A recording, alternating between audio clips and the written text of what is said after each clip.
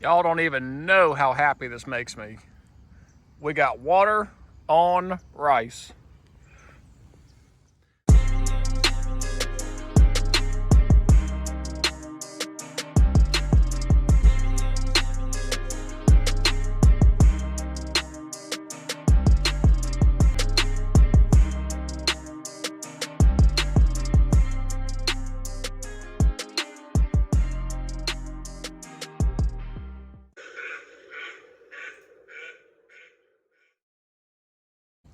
Got rice under the water, hanging on the water, and just above the water.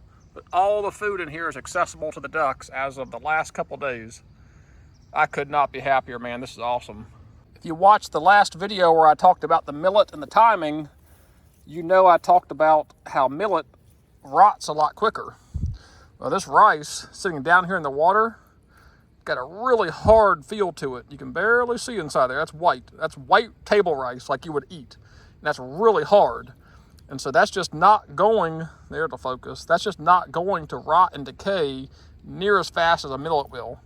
So this rice, even though it's way down underneath the water here, that's not gonna rot for, man, at least a month. Whereas millet, you put it in water, it's gonna be rotting within a couple weeks sometimes.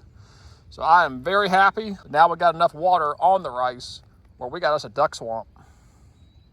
But today's quick project, and bear with my mohawk here, I didn't shower, is setting up the trail camera.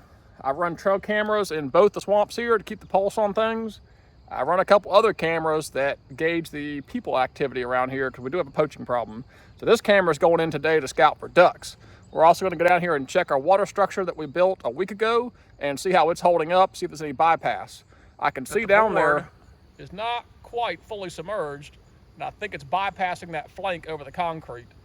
But that's as full as it's gonna get with the way we have it set up, which is perfectly fine, because we got plenty of water in here on rice. It's about a foot deep, maybe 18 inches where I'm standing, and the birds can feed in this all day long. We've got water well up into the edges up here where the sedges and the wool grass and all the other volunteer aquatics are. So we're in business. So now we need one thing. We need some ducks.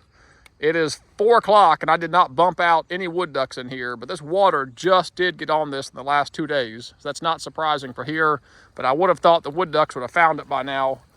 But I'm a patient man in that regard, so we will keep tabs on it via the cell camera. And when the birds show up and the season comes back in, we'll be in here. Cell cam engaged. So I got the Moultrie Delta set up here on a screw-in hook. The wood is barely good enough to get a bite. Every now and then you'll have a raccoon that tries to crawl up a stump and they will pull on your camera. So make sure, even though it's dead wood, you got a good core inside of it to help that from happening. But I've got this camera angled right out into this open water. Historically, the birds like to land down here towards the dam in the open water, and they swim and feed up into the rice. So I found I get the better pictures when I actually put the camera in the open water and not facing back up into the rice. But the camera is installed. Let's check, make sure it's working. Then we're gonna go check on the water control structure. This could not be more case in point. If you recall the earlier planting videos, I overseeded this corner with a lot of Japanese millet because the rice didn't take. Well, you get over here where there was millet head, and all the millet is stripped off and gone from the songbirds, the critters, who knows what. But if this whole swamp had been planted in Japanese millet, and this is the first time we flooded it, we wouldn't have hardly any food. So that is the main critical difference in that rice out there and the Japanese millet, how long that rice is gonna hang out and last. Because otherwise we will be flooding stalks. Which, will the ducks get in here and pick at some remaining stuff? Yeah, maybe so. But are they gonna have the absolute tonnage of rice they have out there now? No, they're not gonna have that with Japanese millet. So, given the opportunity, plant the rice. Bail on Japanese millet unless it's a last minute thing, can't find rice, or you're up against a timing window. Checking on our water control structure. It's loud, so bear with me. We've got a lot of bypass occurring beneath the flank right here where it's not quite buttoned up tight there, and it's got a little bit of leak over here. Regarding the boards only have a little bit of leakage coming through them. The boards themselves are actually in pretty good shape. There's a ton of water coming in this creek, So it can withstand that little bit of trickle. I'm not sure if we hit a drought, if it's gonna withstand that. That's a lot of water moving through here. But by and far, the boards are doing precisely what they're supposed to do. We're backing up a solid 15 inches of water into this swamp here.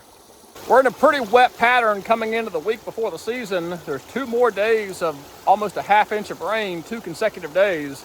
So I think with this being creek fed, there's gonna be plenty of water coming in here. It's gonna well outrun the bypass around our structure. The structure itself is okay, that's within tolerance. The bypass is what I'm not quite so sure about, if we're gonna be okay there if we hit a drought spell. But for right now, we got a lot of water on rice. I think we're in good shape. We just need some ducks. Quick reminder that if you've got pin oaks or willow oaks that overhang your swamp, don't cut them, don't prune them. If anything, fertilize them. Because if they start dropping pin oaks into the water, that's that much more food for the ducks. Not even 2 seconds of searching, and there's a little pin oak right there. And that is duck candy, especially wood duck candy. They love that stuff. If you got a willow oak, a pin oak, fertilize it, leave it be. Gonna wrap this one up. You can tell I got a pep in my voice, and it's because we got water on rice. When you start a project back in June, I think it was, June, July, I can't remember when we started. But when you start a project that early and you're out here every couple weeks managing your water level, dealing with the beavers, doing the planting, dealing with the water control structure, is a lot of time, energy, and effort put into this. Not only by me, but my buddy Brandon. He's helped a ton out here. The property owner has helped as well. So big thanks to you guys. This couldn't make me happier, man. We got water on rice. We got a cold front coming, more rain coming. 3rd split of duck season here at NC. Hopefully we bang them up. But until then, as always, thank you guys. We'll catch you on the next one.